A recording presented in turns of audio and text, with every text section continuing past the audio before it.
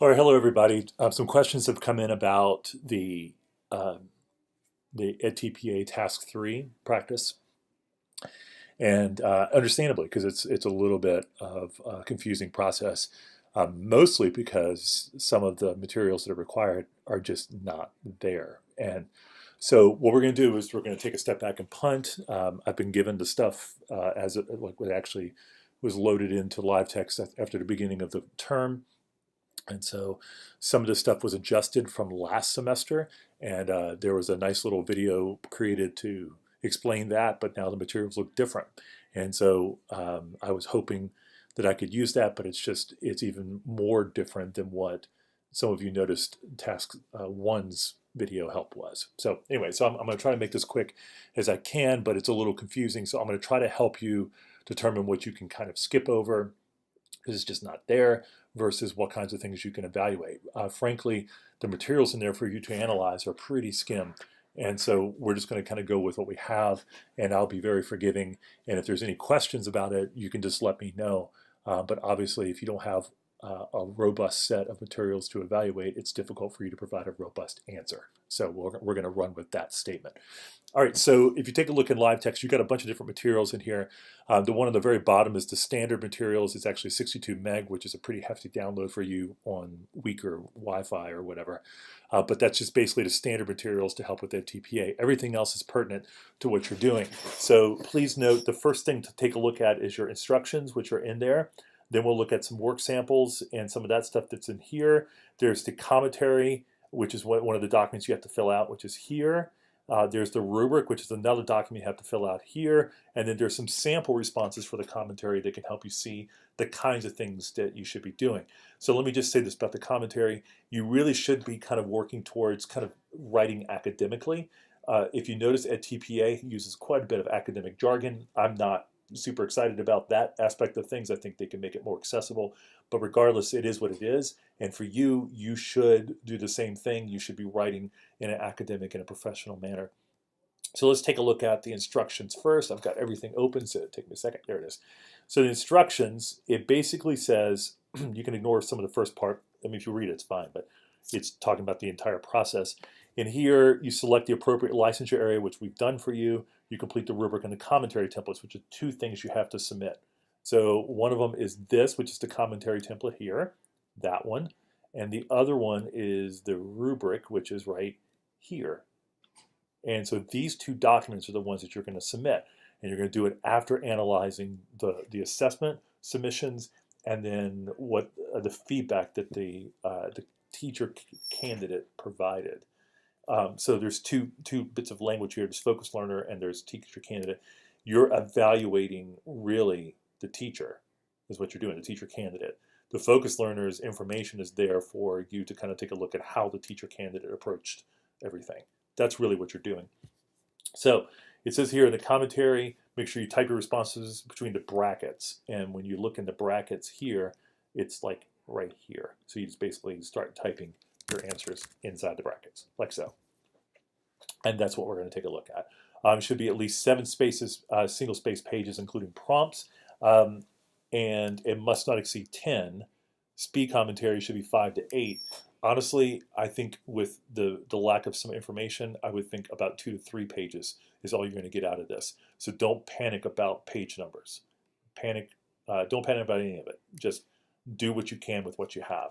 All right, so let's start taking a look at what you actually do have, which is a little bit slimmer. So we have this feedback one here. This document has the feedback that the teacher made. I really should have done this last, but that's okay.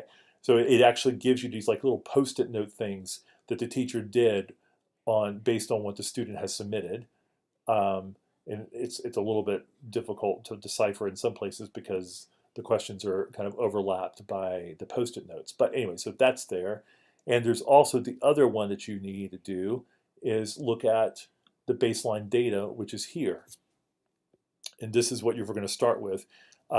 This entire lesson has to do with addition and subtraction and then a mix of those two based on word problems. So you can kind of see how how the student did with the Owen question, the Ellie question, Sarah and Ken questions. All 4 of these questions were kind of addressed by the student, and then the teacher candidate theoretically analyzed that and basically put in an intervention to help solve the problem. The issue is you can't see what the intervention is. You can't see how the teacher taught it. The video does not exist. So anytime you see something that is referring to a video, it's just not there. Unless I can find it somewhere else, as far as I can tell, none of the materials have it.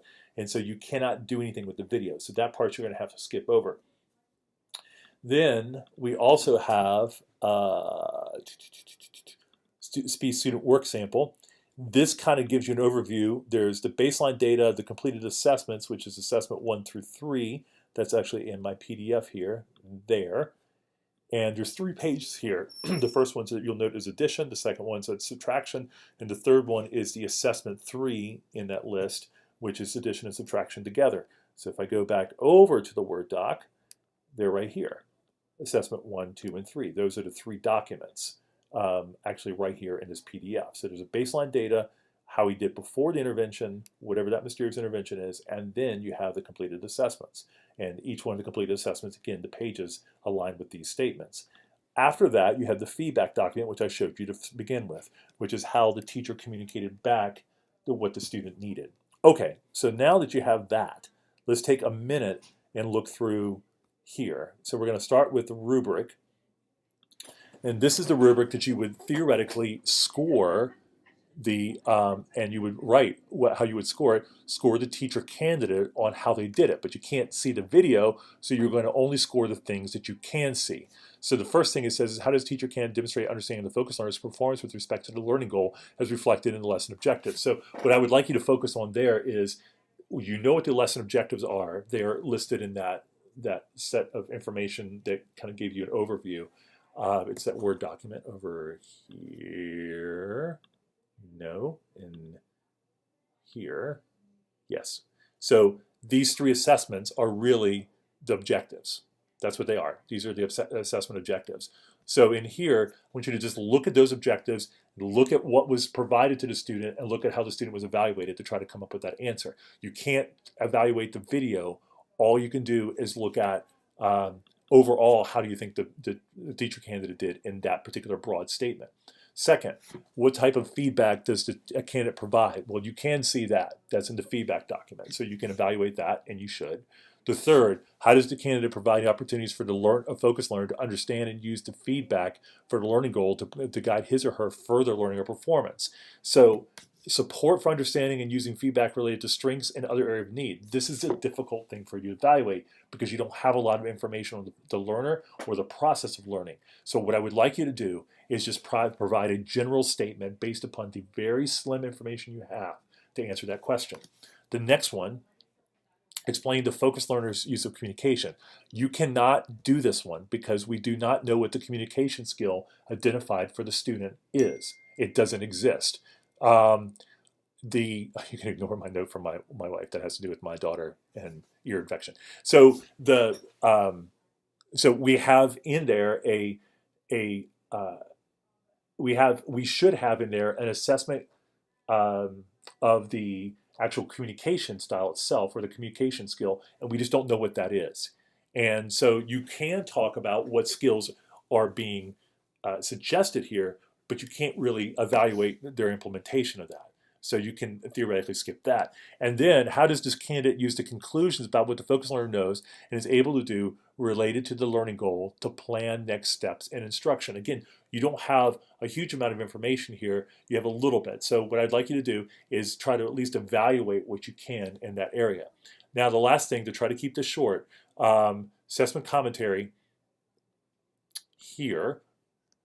You can analyze the focus learner's performance, broadly speaking. You can certainly identify the objectives. You can describe the assessment. You can look at the work samples. And anything where it says you should look at the video, you're going to have to ignore. It just doesn't exist. So C, for example, you skip. Analyze the focus learner's performance based on strengths, the types of levels of planned support provided to focus learner. You can't answer that question. Answer what you can. And then this one, explain how the student plan supports you use did or did not impact learner and provide access to the content. Can't do it. So then we have the feedback to guide the further learning. you have a little bit of information in here, so focus on what you can, and that's in there. And then finally, using assessment to inform instruction. You don't know what next steps are there and what about an analysis was there, so do what you can in there, but in many ways, you're going to be making assumptions. Now, I'm okay with assumptions. I'm okay with extrapolations because you don't have the data to work with. So I'm going to be extremely kind on the ones. In fact, I'm just not going to even really deduct very much on anything that is not directly seen in the materials provided to you. So I would like to officially apologize that this is kind of a mess that it is. It's a relatively new. It actually showed up last term, and then they changed a bunch of it over Christmas break. Probably should have had more time to do that, but it really is. It's difficult for me to give you a decent assessment on this. So I'm going to be extremely kind on it. So I want you to take the opportunity to evaluate the work samples provided, the baseline data in there, and any other basic information you can from it. And then I want you to be okay with that.